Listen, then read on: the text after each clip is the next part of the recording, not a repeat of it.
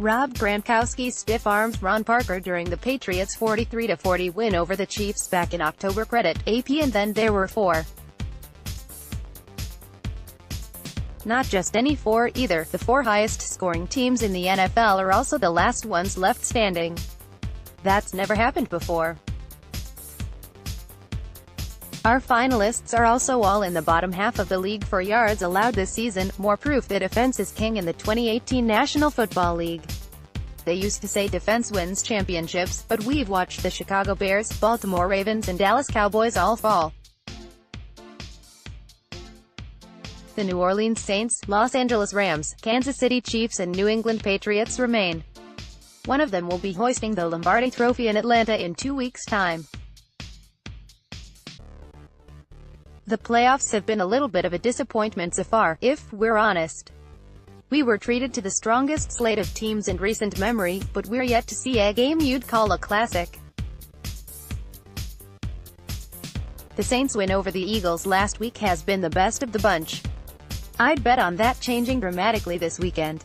Drew Brees and Alvin Kamara up against Aaron Donald? Yes, please. A Brady-Mahomes rematch with everything on the line? Pump it into my veins.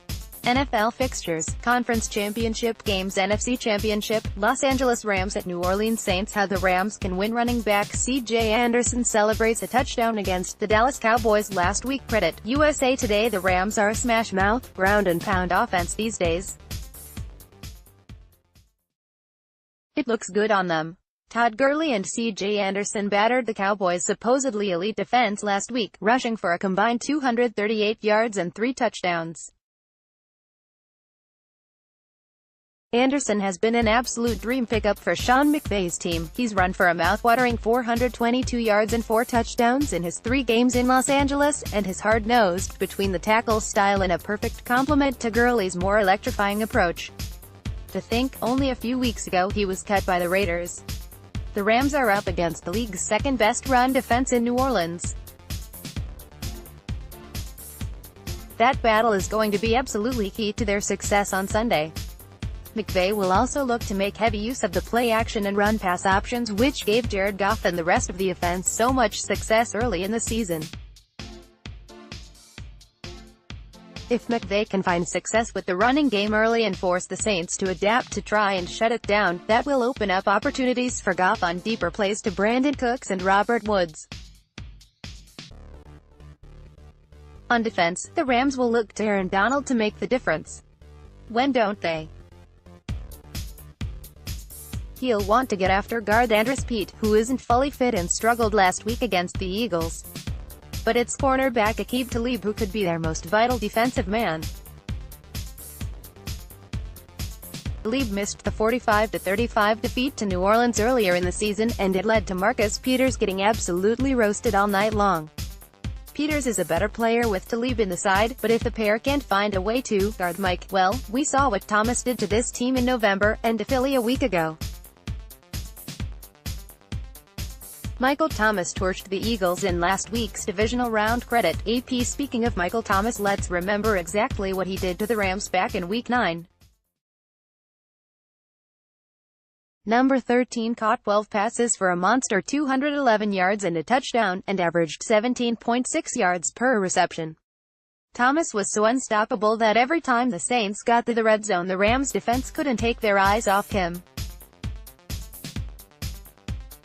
The result: Brees threw 4 touchdown passes to 4 different receivers, and New Orleans won by 10. Thomas elevated Brees' play last week against the Eagles rather than the other way around. It was about as good a game as you'll see from a receiver in the postseason.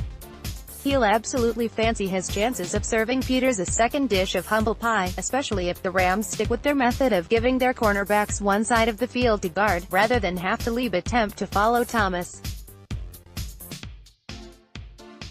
Brees is at his best when he's getting the ball out of his hands quickly and can make reads on the defense. That means his offensive line, which has been consistently among the best all season, must win a battle with Aaron Donald. Brees didn't use Alvin Kamara a huge amount as a pass catcher last week, but I see him being a big factor on Sunday.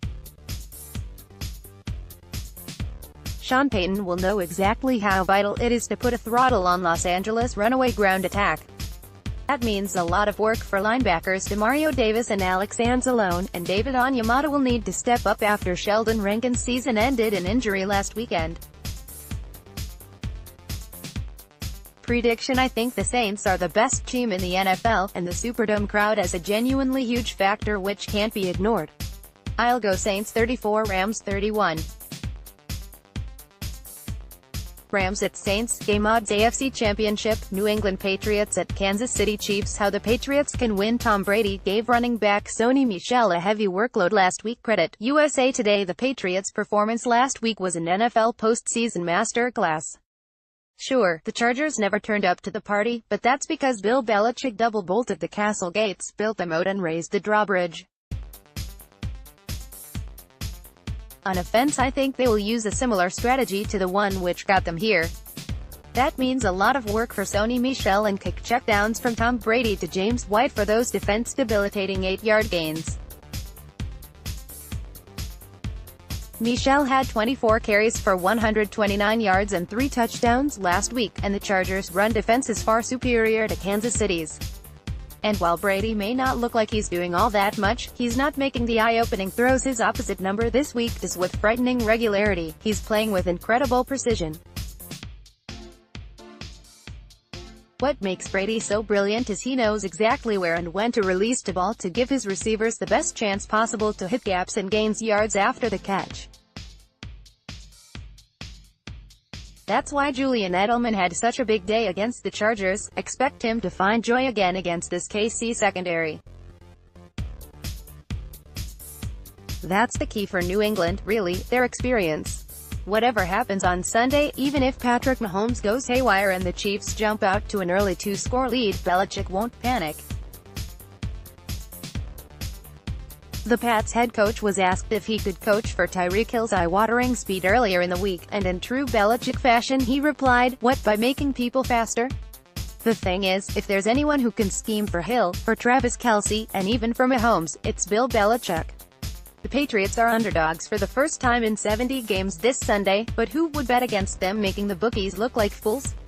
How the Chiefs can win. Patrick Mahomes, go to your thing. Credit AP by Patrick Mahomes being the superhuman phenom we've all fallen in love with this season. Why won't he text me back?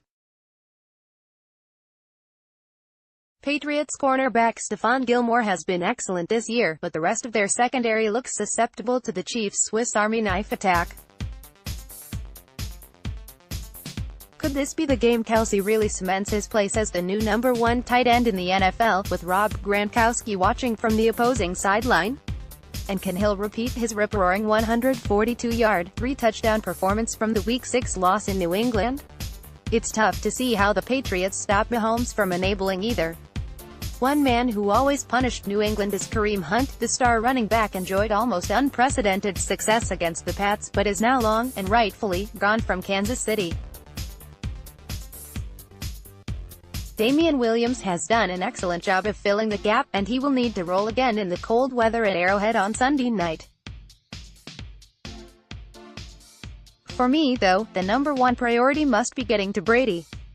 Chris Jones, D. Ford and Justin Houston have been the saving grace of this Chiefs defense, and while the whole "get in Brady's face" shebang is a cliché at this point, there's also plenty of truth to it. They'll have to play the game of their lives to nullify this good Pats offensive line and get to Brady quick enough to hurry his quick passing game, but if they do, that's a tasty recipe for success. Prediction: I'm finding this one impossible to call. I'm flip-flopping every 5 minutes, and even finding myself swayed by the fact the game's going to be played under an eclipse which will turn the moon red over Arrowhead. Maybe it's a sign. The Patriots have traditionally struggled on the road in the playoffs, but I think the cold weather in Kansas City will actually suit their game better this week. I'm going to pick the Pats based on their experience, but I'm not sure I've ever been less certain of anything in my life. What a game this should be. Patriots 35, Chiefs 34. Patriots at Chiefs, game odds courtesy of RedZone.bet.